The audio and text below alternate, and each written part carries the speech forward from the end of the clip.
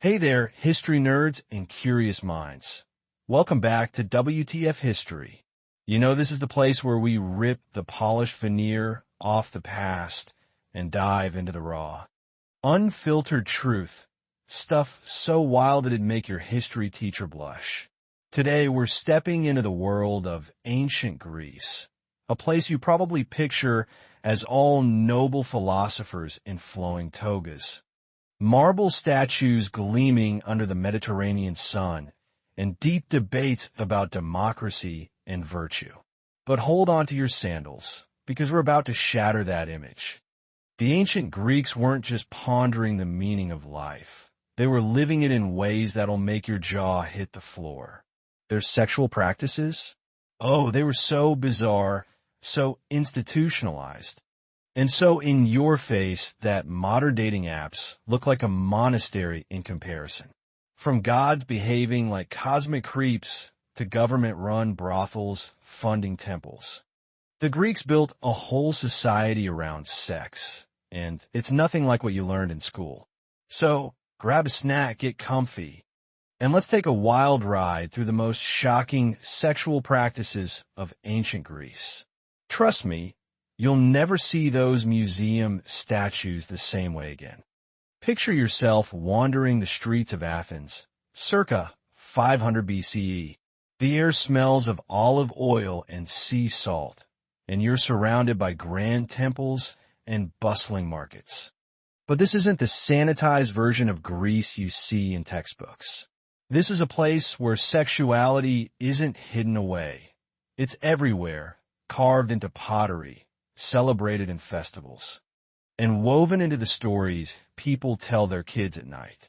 To understand why their sex lives were so wild, we've got to start at the top with the gods themselves. These weren't your typical divine beings sitting on clouds and dispensing wisdom. The Greek pantheon was a chaotic soap opera, and their head honcho, Zeus, was the worst role model imaginable. This guy didn't just cheat on his wife, Hera. He turned infidelity into an art form. Want to seduce Leda, a mortal woman? Poof, he's a swan, and boom, Helen of Troy is born. Need to get to Danae. Locked in a tower? He transforms into a golden shower. Yes, you heard that right, and sneaks right in. Then there's Ganymede, a beautiful young boy he kidnaps to serve as his personal cupbearer and, well, lover. These stories weren't whispered scandals. They were the bedrock of Greek mythology, told to children as heroic origin tales. Imagine reading your kid a bedtime story about a god, shape-shifting into a bird to commit sexual assault. That's the vibe. And Zeus was just the headliner. The whole divine crew was a mess. Aphrodite, the goddess of love, was more about lust and chaos than romance. Married to Hephaestus, the craftsman god, she was openly sleeping with Ares, the god of war, and a string of mortals. When Hephaestus caught them in the act, he rigged a trap to humiliate them and the other gods. They just laughed, no judgment, just popcorn-worthy drama. Then there's Priapus, a minor god whose claim to fame was his permanently erect, comically oversized penis. Statues of this guy were everywhere, gardens, doorways, you name it, standing guard over tomatoes and promising fertility. Try explaining that to your neighbors today. These myths weren't just entertainment. They set the tone for Greek society. When your gods are out here committing rape, kidnapping, and adultery, it sends a clear message. Male sexual aggression is just how things work, and women, like Hera, are supposed to direct their anger at the victims, not the perpetrators. It's like a cosmic version of blaming the other woman instead of the cheating husband. This divine chaos wasn't confined stories. It shaped the entire culture. Archaeological evidence backs this up. The Minoans, who came before classical Greece, were already painting explicit sexual scenes on palace walls as early as 3650 BCE. These weren't private bedroom art. They were public, displayed in temples like it was no big deal. Minoan women wore dresses that exposed their breasts, not for shock value, but as a symbol of status and fertility. By the time classical Greece rolled around, this openness was dialed up to 11. Pottery covered in every sexual act you can imagine was as common as your mom's coffee mugs. You'd be sipping wine from a cup, depicting scenes that would get flagged on social media today.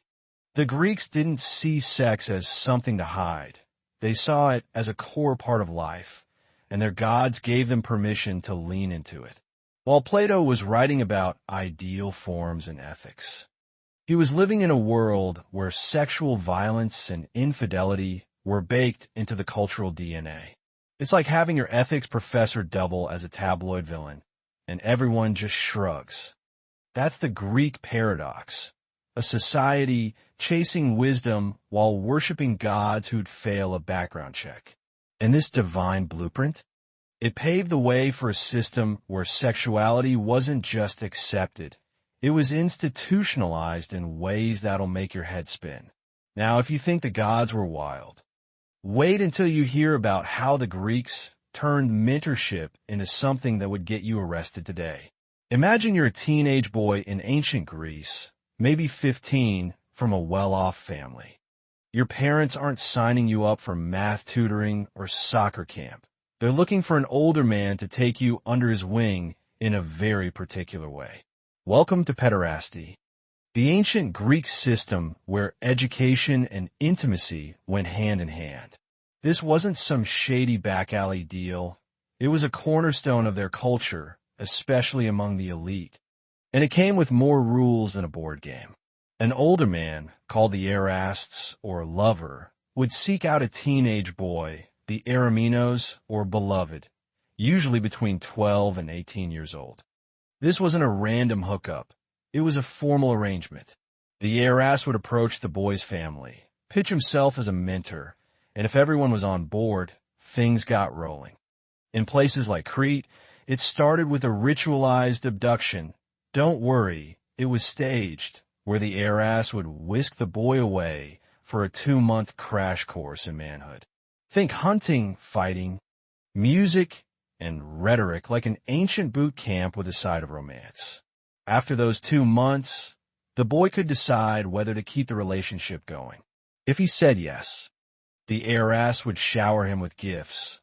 Think swords, fancy drinking cups, even cattle, symbols of his transition to adulthood. The sexual component? It was real, but tightly regulated. Penetrative sex was off limits, seen as demeaning for the boy, so the relationship stuck to non-penetrative acts. The boy was supposed to play coy at first. Being too eager was a faux pas, but eventual acceptance was part of the script. To the Greeks, this wasn't exploitation, it was education. The erast was passing down knowledge, social connections, and political savvy, setting the boy up for a successful career. Families loved it because it meant their son could climb the social ladder. It's like sending your kid to an Ivy League school, except the professor is also their boyfriend, and everyone's cool with it. This system produced some of history's most famous bonds. Take Achilles and Patroclus from Homer's Iliad. To later Greeks, their epic friendship was clearly a pederastic relationship. Achilles' meltdown after Patroclus' death, going full-on rage mode, refusing food or sleep, made perfect sense to a culture that saw these bonds as the deepest form of male connection. And it wasn't just mythology.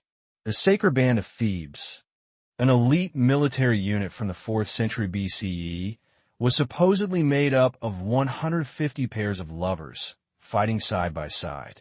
The idea was that you'd fight harder to protect your beloved and never show cowardice in front of him, whether this unit was real or not.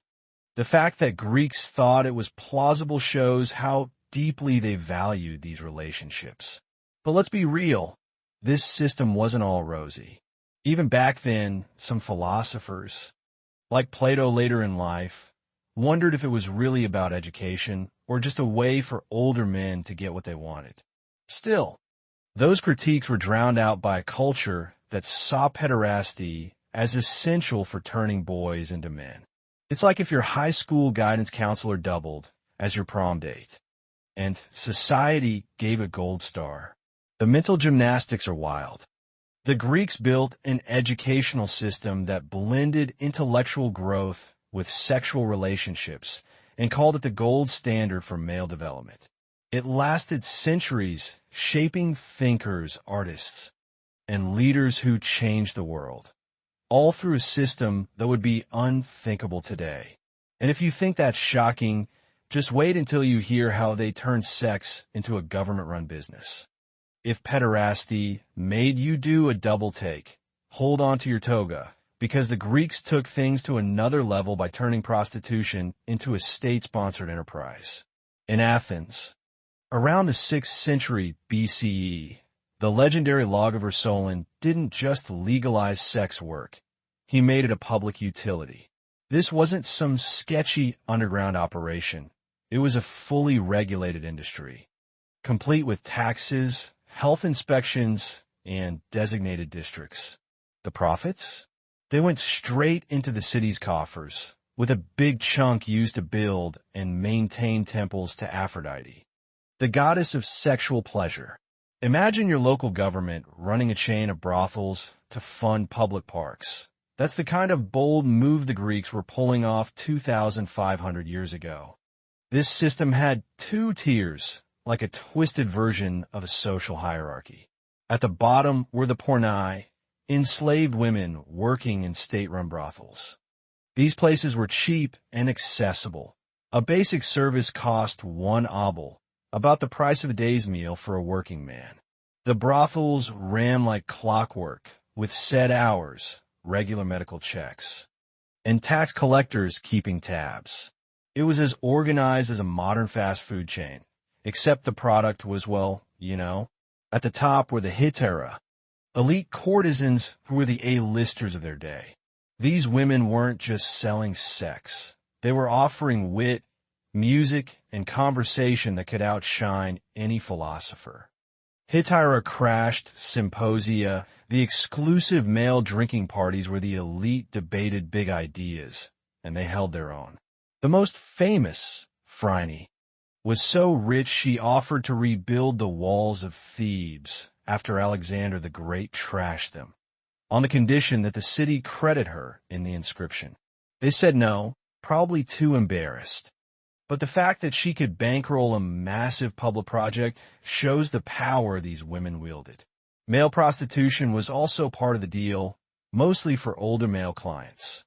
It was cheaper than female services, but just as regulated, with some workers wearing sandals that left "follow me" imprints in the sand. Ancient advertising at its finest. What's wild is how the Greeks justified this religiously. Sex wasn't dirty or shameful. It was a form of worship. Temples to Aphrodite housed sacred prostitutes. And sexual acts that were seen as offerings that brought divine favor and fertility. The whole system was an economic powerhouse. Brothel owners paid rent, property owners paid taxes, and the money funded temples, theaters, and city walls. It was a machine with sex workers at the core and grand architecture as the output. The bureaucracy was next level. Prostitutes had to wear special clothing, work in specific areas, and take days off during religious holidays. They got regular health checks, like it was a government job with benefits. Religious leaders backed it, saying it prevented sexual crimes by giving men an outlet. Politicians loved the revenue. Philosophers even worked it into their utopian theories. It's like if a modern government decided to nationalize the adult film industry and called it a public service. This wasn't a short experiment. It ran for centuries with everyone on board. But let's not kid ourselves. This system thrived on exploitation. The pornai had no freedom, and even the hetera, for all their status, were playing a game rigged by men. It worked great for the guys in charge. Now, if you think that was transactional, wait until you see how the Greeks handled marriage. Picture yourself as a 16-year-old girl in ancient Greece. You're not dreaming of a fairy tale wedding or a soulmate. Your father's busy negotiating your future with a man in his 30s, someone you've likely never met. Marriage in ancient Greece wasn't about love or even attraction. It was a business deal, plain and simple. The centerpiece? The dowry, a hefty payment from your family to the grooms. Essentially a bribe to take you off their hands. Unmarried daughters were seen as a financial drain, so the bigger the dowry, the better the husband you could secure. It was like a reverse auction, with women as the commodity and families trying to get the best deal for the lowest price. Once married, don't expect a cozy partnership. Couples often slept in separate rooms and lived separate lives. The wedding night might be the only time you shared a bed, unless kids were on the agenda. The marriage's job was clear: produce legitimate heirs and manage the household economy. Emotional connection? Not required. Sexual satisfaction? Definitely not. Men were expected, encouraged, even to find pleasure elsewhere, whether with prostitutes, teenage boys through pederasty, or enslaved concubines. A man who only slept with his wife? He'd be considered repressed, maybe even a little unhinged. Meanwhile, women faced a brutal double standard. Female adultery was a worse crime than rape because it messed with property rights, specifically a husband's claim to his wife's reproductive capacity. If a husband caught his wife cheating, he could legally kill her and her lover, no questions asked. Rape, on the other hand, was seen as a property violation, not a personal one. It's a gut-punch reminder of how little women's autonomy mattered. Sparta takes it to another level of weird. Spartan brides had to shave their heads and wear men's clothing on their wedding night to help their husbands transition from the homosexual relationships that dominated their military culture to heterosexual marriage. These guys were so used to male lovers they needed a visual aid to get in the mood. And it didn't stop there. Spartan couples lived apart for years, sneaking around for secret hookups to build desire through scarcity. The theory? Limited access would make them more eager, leading to healthier kids. It's like they turned marriage into a game of cat and mouse, with reproduction as the prize.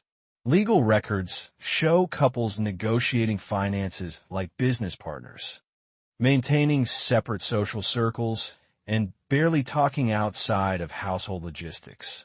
Men poured their energy into relationships with prostitutes, young men, or concubines, while wives were treated like reproductive staff. This wasn't a broken system. It was built this way, serving men's interests while keeping women on a tight leash. If you're still processing that, brace yourself for the final piece of this wild puzzle: the Greeks' obsession with sex in every corner of their lives. From contraception methods that sound like a fever dream to imagery so explicit it'd get banned on every platform today. Let's start with contraception, because the Greeks had some ideas that'll make you laugh, wince, and maybe even tip your hat. Take the sneezing method. Yes, you heard that right. Doctors thought that if a woman sneezed right after sex, the force would expel the semen and stop pregnancy. Women carried pepper or herbs to trigger a sneezing fit post-romance. Picture the scene. A passionate moment followed by a sneezing frenzy. It's like trying to prevent a cold by doing push-ups. Spoiler, it didn't work. Their logic was based on a belief that conception happened instantly, and a good sneeze could hit the undo button. Then there were barrier methods that sound like torture. Women inserted honey-soaked wool, crocodile dung, or carved wooden blocks into their vaginas to block sperm. Some used half a lemon as a cervical cap, which kind of worked. Citric acid has spermicidal properties, but comfort? Zero. Imagine explaining to your doctor that you're using a fruit as birth control. But here's the wild part. Some methods were accidentally genius. eating dates or pomegranates, which the Greeks used for contraception, can mess with hormone levels and potentially prevent ovulation. They stumbled onto hormonal birth control 2,000 years before science caught up. Then there was silphium, a plant so effective it was worth its weight in gold. Demand was so high it went extinct by the 1st century CE. Modern research suggests it was like an ancient morning-after pill. Not bad for a society that thought sneezing was a contraceptive. Their timing method, though, a disaster. Doctors believed women were most fertile during menstruation and least fertile mid-cycle, the exact opposite of reality. So couples avoiding pregnancy would hook up during the most fertile window, thinking they were safe. It's like betting your life savings on a coin toss and picking the wrong side. This came from their idea that menstrual blood was baby-making material. So sex during periods seemed logical for conception. Other methods were pure chaos. Rituals like walking backward around temples or wearing amulets with animal parts. Withdrawal? They thought it caused madness or blindness in men. So the one thing that worked was off the table. And then there's the imagery. Sex wasn't just something the Greeks did. It was their aesthetic. Phallic symbols were everywhere, carved on street corners, molded onto drinking cups, built into religious altars. These weren't hidden. They were as common as traffic lights. The philosopher Diogenes took it further, masturbating in Athens' marketplace to argue that sex was as natural as eating.